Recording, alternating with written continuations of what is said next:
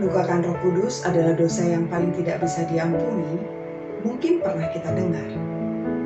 Hal ini ada dalam Matius 12 ayat 31. Sebab itu aku berkata kepadamu, segala dosa dan hujat manusia akan diampuni, tetapi hujat terhadap Roh Kudus tidak akan diampuni.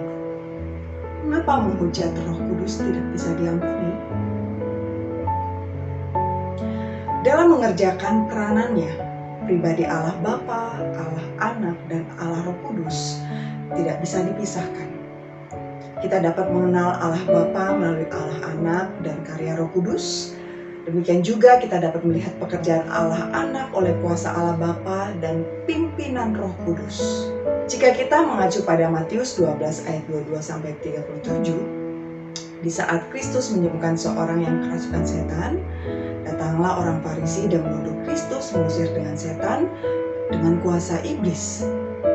Disinilah kita melihat bagaimana Kristus mengecam mereka dan menjelaskan bahwa Kristus adalah anak Allah dan dengan kuasa Allah Kristus melakukannya.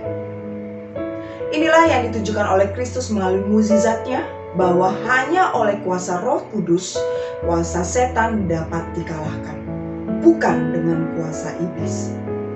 Oleh karena itu, tuduhan yang diberikan oleh ahli Farisi merupakan sebuah tuduhan yang keluar oleh karena kebebalan hati mereka, sehingga mereka menyatakan bahwa Roh Kudus yang bekerja dalam Kristus adalah iblis. Dan mereka telah menghina Allah Roh Kudus. Seperti yang Kristus katakan, menghina Roh Kudus tidak akan diampuni. Uranius dalam bukunya juga menyatakan, menolak Roh Kudus berarti menolak Kristus, karena Roh Kudus dan Kristus adalah sama. Di dalam kitab Injil kita juga menyaksikan bagaimana Kristus menyatakan bahwa dialah jalan, kebenaran, dan hidup.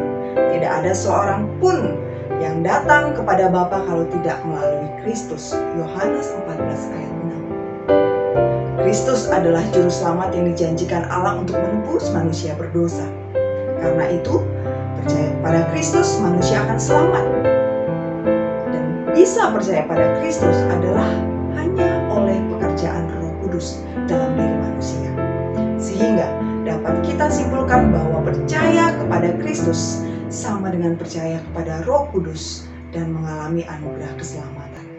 Dan tidak percaya kepada Kristus sama dengan tidak percaya kepada karya Roh Kudus dan tidak selamat. Di dalam kisah jemaat mula-mula, kita juga dapat melihat sebuah kisah mendustai Roh Kudus yang dilakukan oleh Ananias dan Safira di hadapan rasul-rasul.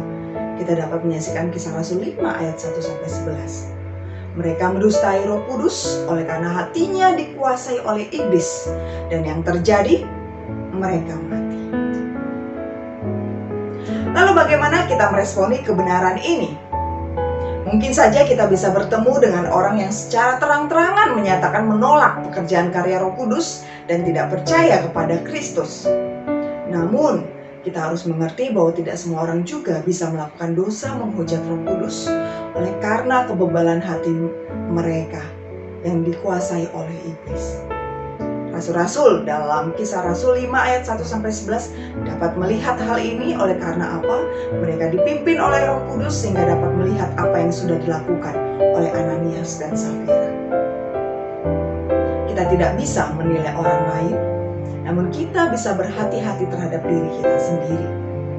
Seperti apa yang Paulus sampaikan kepada mereka yang sudah percaya kepada Kristus dalam Efesus 4 ayat 30. Janganlah kamu mendukakan Roh Kudus Allah yang telah dimanteraikan kamu menjelang hari penyelamatan. Sebagai pribadi yang telah percaya kepada Kristus, oleh karena karya Roh Kudus dalam diri kita telah dimanteraikan dengan karya Roh Kudus dan kita menjadi milik Allah. Roh Kudus akan menjamin kita sampai hari pembebasan. Nah, selama kita belum sampai pada hari pembebasan itu, janganlah mendukakan hati Roh Kudus dengan apa? Dengan kita terus hidup dipimpin oleh Roh Kudus. Mari hidup baginya dan memuliakan Allah Bapa, Anak, dan menaati Roh Kudus dalam hidup kita.